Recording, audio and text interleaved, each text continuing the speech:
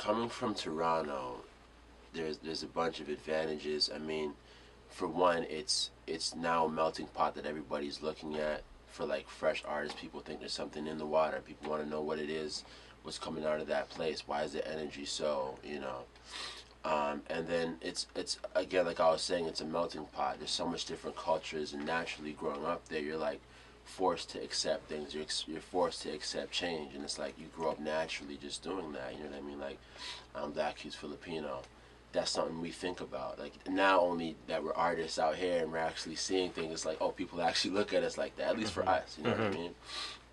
But definitely, I mean, there's just so much culture. Like we have this thing called Nuit Blanche every year, and it's just a bunch of art exhibits just taking over the streets, different screens and all kinds of stuff, just crashing the city.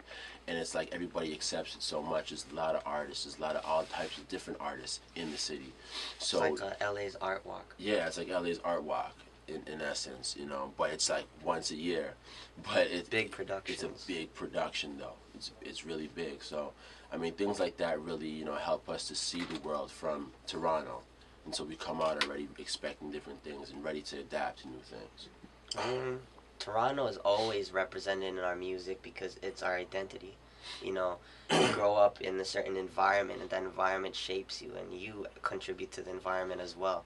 And when both things go hand in hand, it becomes like chemistry, and it creates your identity. It creates what you want to be, what you strive for, what you look for, what you know. So Toronto always is being repped because our music, we always take pride in being storytellers, being honest, and a lot of the stuff we know in that High Snobiety piece is like Toronto, man. You know, those are the kids we grew up with. That's the food we ate. That's the surroundings and weather we dress up for. You know, we're used to still dressing in winter jackets, even out in LA or, you know, in Miami, wherever we're at, man, because we're from Toronto. You know, and people say, hey, man, you're not dressed for this weather at the beach. We're dressed in, like, jeans and boots, military boots and stuff, man. There's only one reason for that. It's not just styles, because we're from Toronto. Living Beaumont is a beautiful world. Beaumont means beautiful world, but it's doing everything that you want to do. You know, living the life that you want to live, living your purpose out, everything that you're about, man. And that's what we're about. Beautiful world is bringing the culture to the people, opening your minds to new things, seeing the world and accepting change. Like, it's like everyone has something to say, even the quiet guys. And it's the ability to express, the ability to create. We make this for the creative class, you know. People, if you're into photography, if you're into painting, if you're into like modeling, if you're into film, fashion, whatever, music, express yourself, you know, through dance, through whatever it is, man. That's what Beaumont is. I mean, I think we used to, and then we realized people are gonna hate you regardless. You know what I mean? You're doing this, whether you're doing bad or good, somebody's gonna hate you. I remember reading comments on our Cold Ribbons video like, oh, what the fuck is this hipster rap shit? I was like, oh shit, people actually look at us like that.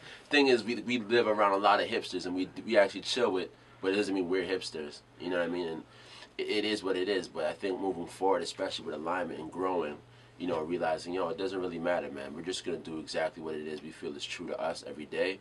If you fuck with it, you fuck with it, you know? It's really what it is. Label us what you want, man. I mean, a lot of artists' problem is once they allow fear in the creative process, they don't know how to create anymore.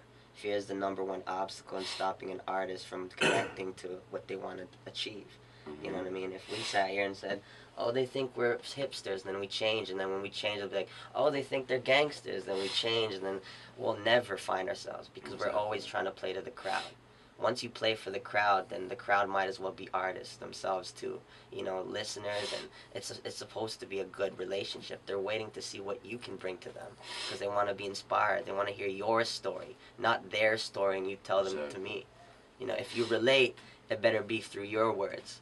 You know what I mean? Not through my words. Like, that's like me telling, hey, Nas, can you tell me a story about, like, come on, man, you know? At the end of the day, man, don't let fear into your life in general, not just in art, you know, because that will stop you in your tracks from anything, you know? It's all in faith, and we put everything in good faith. When we create, it's like, fuck that. We doing what we want to do. We dress how we want to dress. We want to make how we want to make. Fuck everybody. Fuck what you think. We live this life. We're numb to all that.